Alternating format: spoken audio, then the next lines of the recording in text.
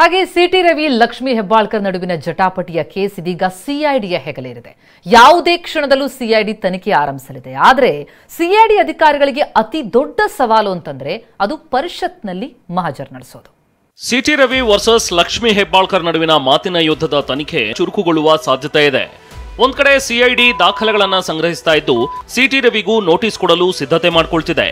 ಮತ್ತೊಂದು ಕಡೆ ರಾಜ್ಯಪಾಲರಿಗೆ ಡಿಐಜಿ ಅಲೋಕ್ ಮೋಹನ್ ಅವರಿಗೆ ಸಿಟಿ ರವಿ ದೂರು ನೀಡಿದ್ದು ನಾನು ಕೊಟ್ಟ ಕೇಸ್ ಎಫ್ಐಆರ್ ಆಗಿಲ್ಲ ಅಂತ ಬೆಂಕಿ ಉಗುಳಿದ್ದಾರೆ.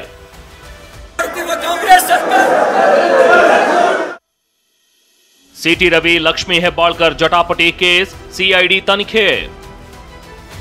ನನ್ನ ದೂರಿನ ಬಗ್ಗೆ ಸಿಐಡಿ ಗಮನಕ್ಕೆ ಇಲ್ಲ, ಸಿಟಿ ರವಿ ಬೆಂಕಿ.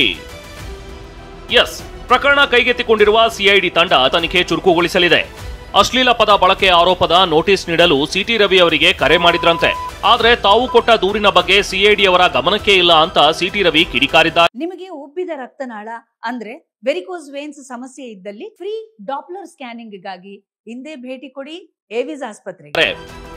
ಒಂದು ಪೊಲೀಸ್ ಅಟ್ರಾಸಿಟಿ, ಇನ್ನೊಂದು ಗುಂಡಾಗಳು ನನ್ನನ್ನು ಹತ್ಯೆಗೆ ಪ್ರಯತ್ನ ಮಾಡಿದ್ದು, ಇನ್ನೊಂದು ಪೊಲೀಸ್ ಸುಪಾರಿ ಕಿಲ್ಲರ್ ತರ ವರ್ತನೆ ಮಾಡಿದ್ದು. ನಾನು ಈಗಾಗಲೇ 19ನೇ ತಾರೀಕು ರಾತ್ರಿ ಕೊಟ್ಟ ದೂರು ಈ ಸ್ಟಿಲ್ ನಾವು ರಿಜಿಸ್ಟರ್ ಆಗಿಲ್ಲ. ಈ ಗಳಿಗೆಗೂ ಅದು ಎಫ್ಐಆರ್ ಆಗಿಲ್ಲ. ಈ ಗಳಿಗೆಗೂ ನಾನೊಂದು ದೂರು ಕೊಟ್ಟಿದ್ನಲ್ಲಿ ಏನಾಯ್ತು ಅಂತ ಹೇಳಿದ್ರೆ ನಮ್ಮ ಗಮನಕ್ಕೆ ಬಂದಿಲ್ಲ ಸರ್. ಪೊಲೀಸ್ ಸಿಐಡಿ ಪೊಲೀಸ್ ಅಧಿಕಾರಿ ನಾನು ಕೊಟ್ಟ ದೂರು ಅವ್ರ ಗಮನಕ್ಕೆ ಬರೋದಿಲ್ಲ.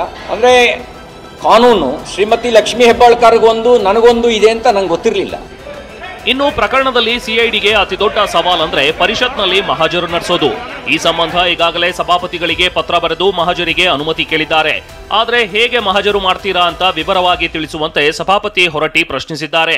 ಸಿಐಡಿ ಉತ್ತರ ಬಂದ ಬಳಿಕ ಮಹಜರು ಬಗ್ಗೆ ಅಂತಿಮ ನಿರ್ಧಾರವಾಗಲಿದೆ.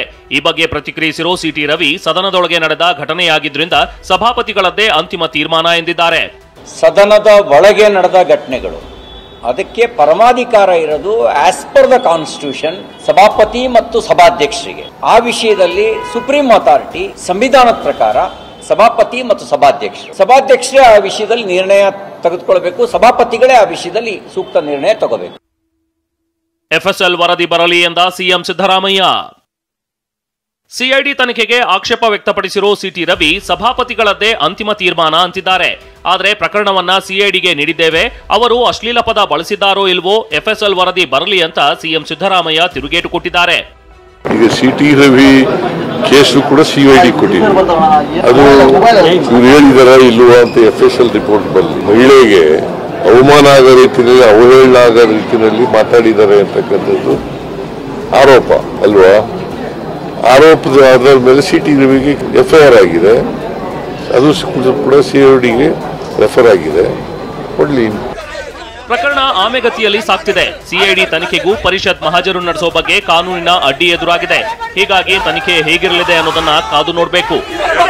Bureau report, TV9.